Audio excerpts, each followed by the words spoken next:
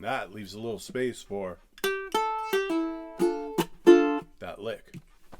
Or it leaves space for the singer to come back in with whenever he calls my name. So it gives the singer a little bit of a cappella space to feature their voice and not be all covered up with strumming. So going through the tune, it's all the same stuff we just talked about. If you know the intro, you know the verse. If you know the chorus, you know all the choruses. It's a fairly easy song, but you just have to practice your key of C chords. You have to know a C chord. You have to know that pinky C. You have to know an F chord, or that pinky F. 2013, if you didn't catch that earlier. 2013 gives you a pinky F. You have to know a D minor. You have to know an E minor. And you have to know an A minor. And you're golden. That's pretty much it. That gives you the whole song. And you definitely want to study those chords. Those are the important chords in the key of C, although there are a couple others, B diminished and chords like that. But basically, those are the big chords in the key of C. So any song that you might learn in C is going to likely use chords like that. So do yourself a favor and study those 7 chords in the key of C quite a bit.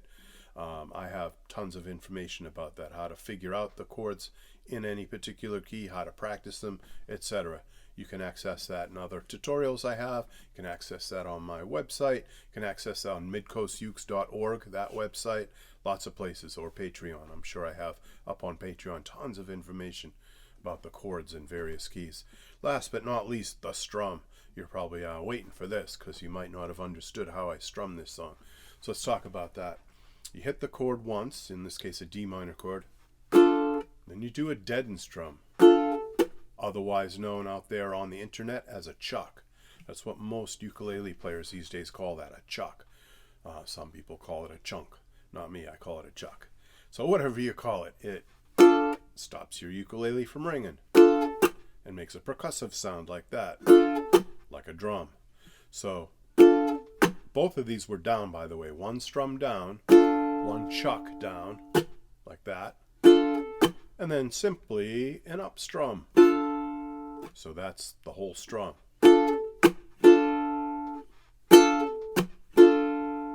The rhythm there is syncopated. It's 1, 2, and. So hitting that all-important and of 2 that I've talked about so much in the past. Most syncopation in pop music, whether it be pop music like this, Motown stuff, Latin music, all of it has that syncopation on the and of 2. 1 and 2 and. That's a very important concept to get down. I could do an entire series of tutorials on that, but I won't. I'll let you look back at some of my other videos to learn about the all-important and of 2. But it's 1, 2, and. 1, 2, and. Same strum you would use in Moondance by Van Morrison, or lots and lots of other tunes. Under My Thumb by the Rolling Stones. Very, very important strum and very important syncopation. Real catchy. All right, so there's that rhythm, and then the only other rhythm you need are shuffle eighth notes.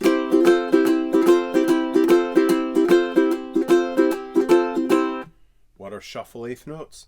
They're just series of downs and ups played as swing eighth notes. 1 and 2 and 3 and 4 and 1 and 2 and 3 and 4 and down, up, down, up, down, up, down, up, down. Real gospel-y, real Chuck Berry-ish. It's a very, very important component of rock music and pop music. It's that shuffle eighth note thing. And blues, of course, and rhythm and blues and soul and all these related musics. Country music has that in it sometimes too, the shuffle. It's not straight, it's not... Sometimes you hear straight eighth notes like that, like Squeezebox by The Who and other songs like that. Certain skiffle things from England back in the early 60s, late 50s, early 60s. Skiffle music, Lonnie Donegan and Leadbelly and that sort of thing. But basically, most of the eighth notes we hear in pop music do swing a little bit. And this definitely swings, that piano part with the C and the F chords. That has a big, huge swing to it. So we call that shuffle eighth notes.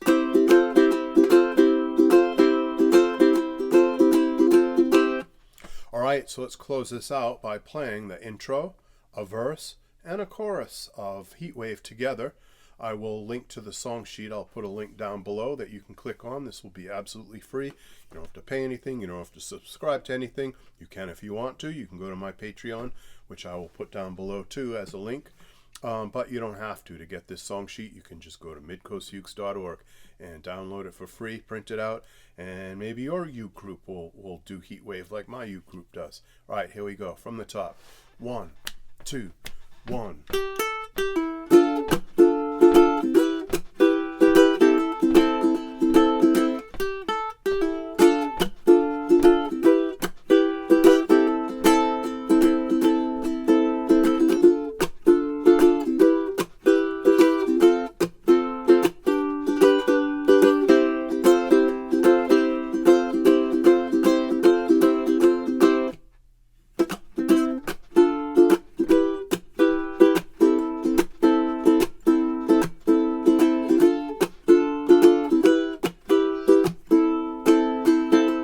Pre-chorus,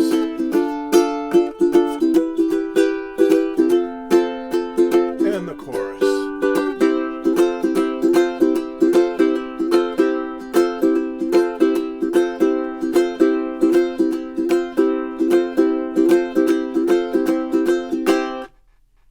And there you have it, ukulele people, a great old song called Heatwave by Martha and the Vandellas. Hope you enjoyed that. Be sure to subscribe, be sure to click like, be sure to click the notify bell. Visit me on Patreon for this and many, many other tutorials and handouts that you can get. Be sure to click on the links below to access your free song sheet to this song. And I will catch you later. Bye-bye.